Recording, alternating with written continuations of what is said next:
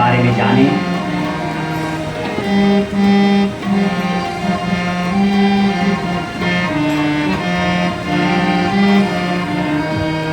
पूर्ण प्रभुत्व संपन्नम लोकतंत्रात्मकम तथा गणराज्यम विधातुं वे संविधानस्य निर्मितम्। कैसे मेरी भारत का संविधान और क्यों इसका निर्माण हुआ? पूर्ण प्रभुत्व संपन्नम लोकतंत्रात्मकम तथा, भारत को संपूर्ण प्रभुत्व संपन्न लोकतंत्र तथा गणराज्य बनाने के लिए गणराज्यम विधातुं वे संविधानस्य निर्मितम्। लोकतंत्र गणराज्य बनाने के लिए संविधान का निर्माण किया गया है। और गणतंत्र जो शब्द है, गणतंत्र शब्द का मतलब ये नहीं है कि आप 26 जनवरी को जिस दिन हमारे देश में संविधान लागू हुआ था उसको गणतंत्र बोला जाता है। लेकिन गणतंत्र का एक्चुअल मीनिंग यदि मैं आपको बताऊं तो गणतंत्र का वास्तविक अर्थ ये होता है कि पूर्व में दो टाइप के शासन प्रणाली चलती है, राजा रानी, वंशानुगत राजा रानी, और एक चलता है राष्ट्राध्यक्ष। जब निर्वाचित होते हैं उसको गणतंत्र बोला जाता है। तो 26 जनवरी 1950 को गणतंत्र लागू तो हुआ, लेकिन मेरी भारत माँ भारत देश में उस दिन असली गणतंत्र शब्द का जो अर्थ है, जब राजा रानी राष्ट्राध्यक्ष नहीं होंगे उस दिन उसकी समाप्ति हुई थी और डॉक्टर राजेंद्र प्रसाद को देश का राष्ट्रपति निर्वाचित किया गया था। उस निर्वाचन प्रणाली को ही स्वतंत्र गणतंत्र बोला जाता है। गणतंत्र, प्रजातंत्र, राजतंत्र, राजतंत्र राजशाही, राजतंत्र की जब समाप्ति हुई थी और निर्वाचित राष्ट्राध्यक्ष बने थे, इसीलिए उसको गणतंत्र बोला जाता है। और तब संविधान का उस दिन निर्माण किया गया। अगली पंक्ति में कैसे है मेरी भारत मां का संविधान?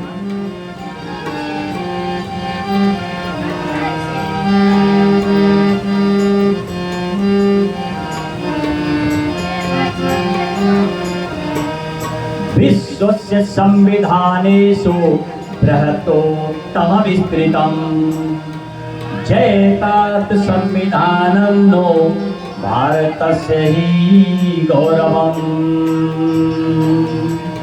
कैसे मेरी भारत मां का संविधान?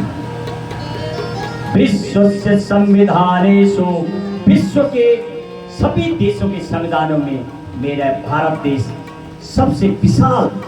और आज आपको एक ज्ञान और दे दूं, जी के बड़ा डीप जी के हमने कई जगह जाके पूछा, कई साल से कोचिंग कर रहे हैं, लाइब्रेरी जा रहे हैं, हमने उससे पूछा कि सबसे विशाल देश भारत का तो है, लेकिन यदि ऐसा भी प्रश्न आ गया कि सबसे बड़ा विशाल संविधान किस देश और किस प्रदेश का है, तो आपको थोड़ी सूक्ष्म बताऊं। अमेरिका का जो राज्य अलाबामा है, अलाबामा का संविधान हमारे देश के संविधान से भी बड़ा है, विशाल। क्योंकि अमेरिका के 50 जो स्टेट है उनका अलग अलग संविधान है, अलग अलग करेंसी है, तो उसका हमसे भी बड़ा संविधान है। उसको इसलिए नहीं गिना जाता क्योंकि एक राज्य के तौर पर है, और हमें इसलिए गिना जाता कि हम सॉवरेन स्टेट यानी हम देश हैं। तो देशों में हमारा संविधान सबसे बड़ा है। ये बहुत डीप जी के क्वेश्चन है, ये तो कभी कभी पूछते चकर के लिए। तो आप आइए, कैसा है? विश्व के सभी देशों के संविधान में हमारा संविधान सबसे विशाल, सबसे श्रेष्ठ, और साथ में बृहत्तोत्तम विस्तृतम, साथ में विस्तृत भी 395 अनुच्छेद, 12 सूची और 22 भाग।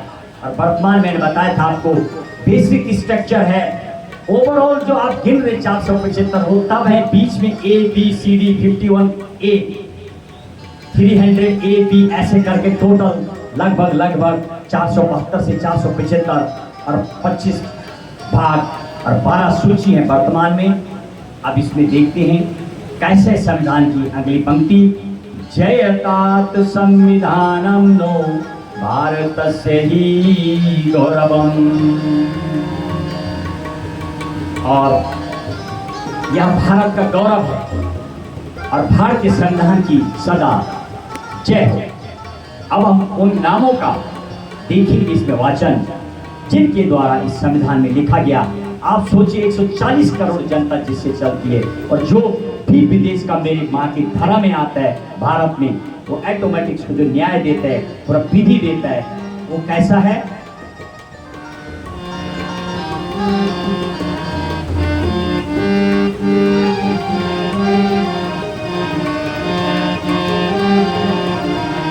जनकः संविधानस्य अम्बेडकर महोदया श्री राजेंद्र प्रसादस्य संविधानः सभापतिः।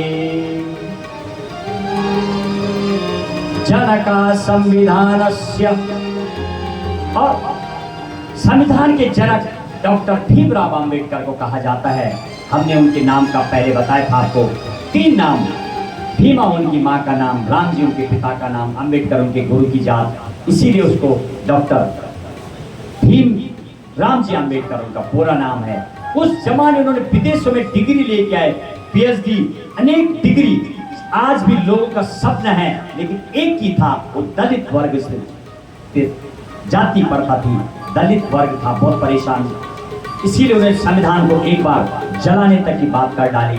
इतना वो जातिवाद का जो प्रपंच चलता था, जबकि मेरी भारत माँ और संविधान आर्टिकल 17 वो लिख के गए, छूत समाप्त कर दी गई है।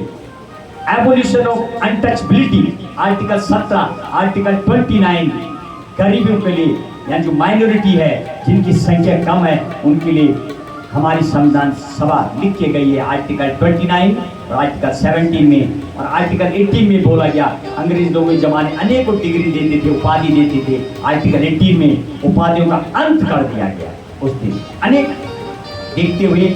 और श्री राजेंद्र प्रसाद जब सभा थे, उसके अध्यक्ष थे, जब संविधान लिख के ले जाते थे, आपको 3 लोगों के नाम प्रारूप जो तैयार करते थे, बेनीगल नरसिम्हा राव, कैसे कैसे बनेगा, क्या बनेगा, किस देश से क्या लिया जाएगा, 60 कंट्रियों के संविधान का अध्ययन, 10 देशों का संविधान हमारे इसमें मिला हुआ, तो वो प्रारूप बनाते थे। फिर जो डॉक्टर भीमराव अंबेडकर की 7 सदस्यों की समिति थी, वो लोग उस पर विचार करते थे और उसके बाद उसको सौंप दिया जाता था। वो जो 299 लोगों की सभा बैठती थी, उसकी अध्यक्षता डॉक्टर राजेंद्र प्रसाद करते थे। और कैसा था हमारा संविधान उस दिन जब बना था?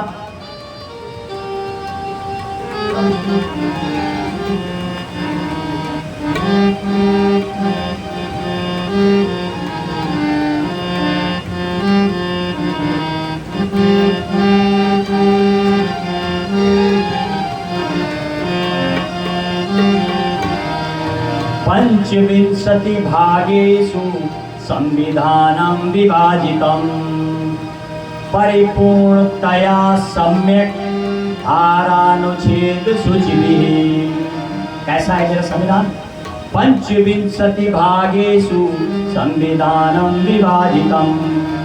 भारतीय संविधान को 25 भागों में बांटा गया है और साथ में धारा, अनुच्छेद एवं अनुसूचियों में सुव्यवस्थित एवं परिपूर्ण है। और मैंने अभी आपको बताया था, जिस दिन बना था संविधान, उस दिन 395 अनुच्छेद, 8 सूची और 22 भाग थे। और बढ़ते बढ़ते जैसे मेरा देश बढ़ा, जब देश आज़ाद हुआ था 39 करोड़ के लगभग पॉपुलेशन थी और अब 140 करोड़। तो जैसे जैसे जरूरत पड़ी 128 बार से ज़्यादा संसद में संविधान संशोधन के लिए बिल पास हो गए। लगभग 107 अभी तक संविधान में संशोधन हो चुका है। और कैसा है संविधान? एक और पंक्ति पढ़ेंगे इसके लिए।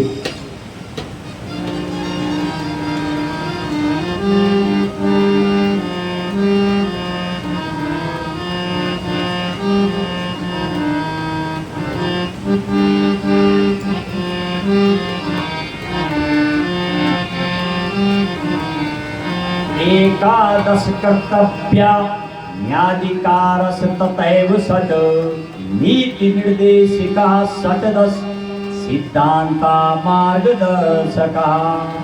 और संविधान में 11 मौलिक अधिकार, 16 राज्यों के लिए भी कर्तव्य बनाए गए, जिसको राज्य के नीति निर्देशक तत्व बोलते हैं।